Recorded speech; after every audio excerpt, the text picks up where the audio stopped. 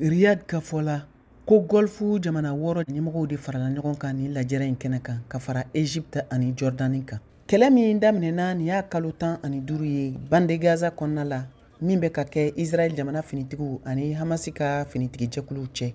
Fitina min donna u ni Hamasi ka finitigikuluw ni ɲɔgɔn cɛ n'o daminɛna Israel jamana dugukolo kan kabiri Octobre kalo tile 7 san 2023 waati.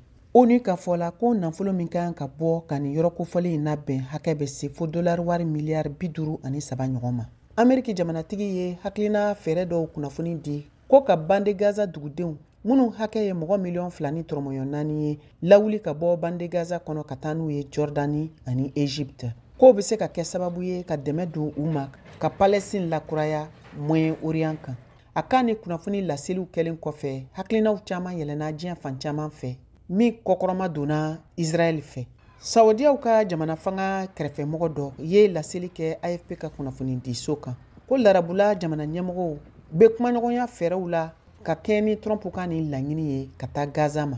Jordani masakɛ Abdallah II tun ye laseliw kɛ kunɲɔgɔn tɛmɛlen kunnafoni sɛnsɛnnaw ɲɛkɔrɔ Washington ko Egypte bɛna jaabi kɛrɛnkɛrɛnnenw di Donald Trump ka ni laɲini ninnu kun kan.